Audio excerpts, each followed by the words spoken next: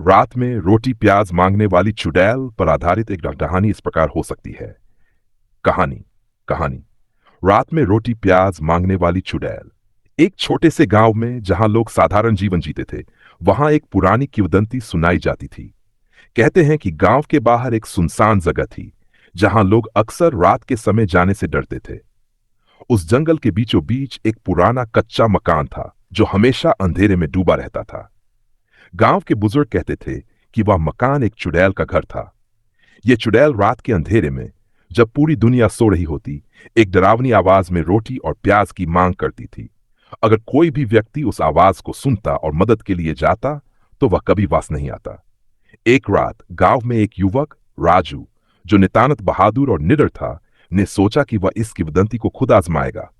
उसने रात को तय किया कि वह उस पुराने मकान तक जाएगा और देखेगा कि क्या सच में वहां कोई चुड़ैल रहती है या ये सिर्फ एक डरावनी कहानी है। सिर्फ एक डरावनी कहानी है। रात के गहरे अंधेरे में राजू अपने रास्ते पर बढ़ता गया। अचानक एक ठंडी हवा का झोंका आया और उसे अजीब सी आवाज सुनाई दी, रोटी प्याज लाओ मुझे। राजू ने डर को नकारते हुए मकान में कदम रखा। मकान अंदर से बिल्कुल खामोश था, लेकिन वह आवाज फिर से गूंज उठी।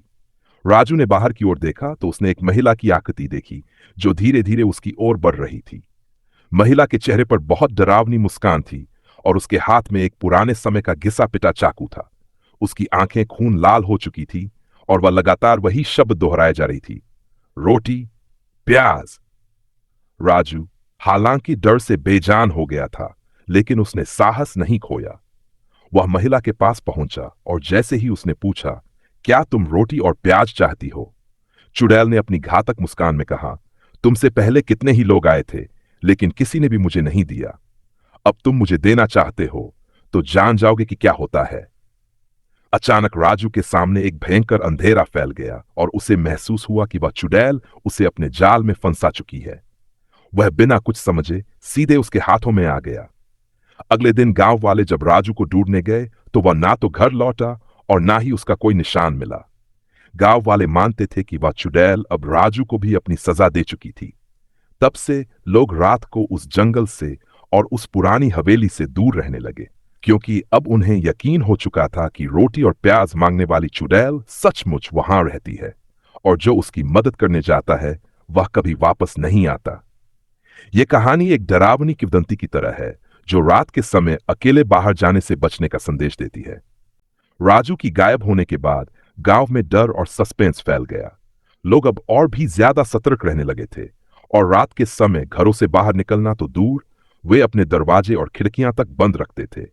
फिर कुछ महीनों तक गांव में सब कुछ शांत रहा, लेकिन एक रात गांव में एक और अजीब घटना घटी। ये रात बहुत ही अंधेरी और बादलों से घिरी हुई थी। लोग अपने घरों में सुरक्षित थे और कोई भी बाहर नहीं आ रहा था।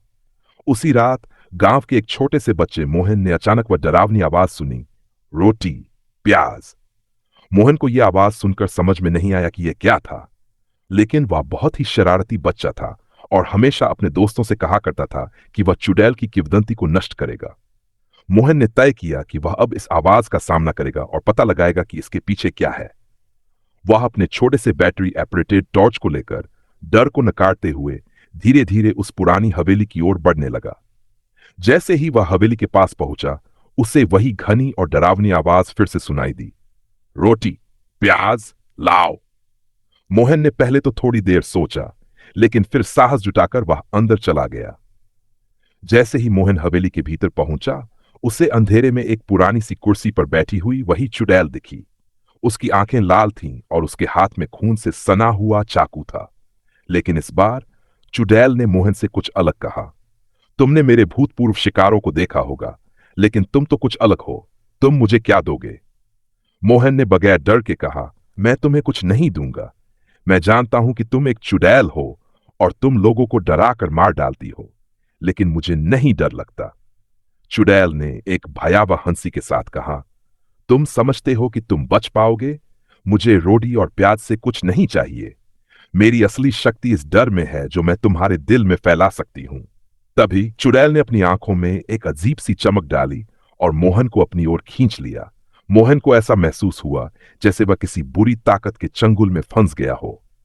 उसकी आंखों के सामने अंधेरा छाने लगा और उसे अपनी सारी ऊर्जा खोती हुई महसूस हुई। लेकिन मोहन ने हार मानने के बजाय अपनी पूरी ताकत जुटाकर उसने चुड़ैल से लड़ने की कोशिश की। इसी बीच गांव के लोग इकट्ठा हो गए, क्योंकि मोहन के गायब होने के बाद उन्हें फिर से उस अजीब आवाज का एहसास हुआ था। वे डरते हुए हवेली की ओर बढ़े और जैसे ही वे पास पहुंचे, उन्होंने देखा कि मोहन चुड़ैल से जूझ रहा था। गांव के कुछ लोग डरते हुए भी सामने आए और उन्होंने मिलकर मोहन को बचाने की कोशिश की। अंत में वे चुड़ैल को घेरने में सफल हो गए और उसकी शक्ति को कमजोर कर दिया। चुड़ैल चीखती हुई हवेली के भीतर चली गई और इसके बाद वह कभी बाहर नहीं आई। माना जाता है कि उस रात के बाद उसकी आत्मा को शांत किया गया और वह कभी भी गांव की ओर नहीं लौटी। गांव वाले अब मानते थे कि चुड़ैल का असली डर न तो रोटी और प्याज में था, बल्कि उसमें छिपी हुई उसकी काली शक्ति और उसके द्वारा फैलाए गए भय में था। उस घटना के बाद गांव में फिर से शांति छा गई, लेकिन लोग कभी भी रात में अकेले उस पुरानी हवेली की ओर नहीं जाते थे। राजू और मोहन की हिम्मत ने एक बार फिर से साबित कर दिया कि डर केवल मन का वहम होता है और साहस ही किसी भी भूत प्रेत या चुड़ैल को हराने की असली ताकत है।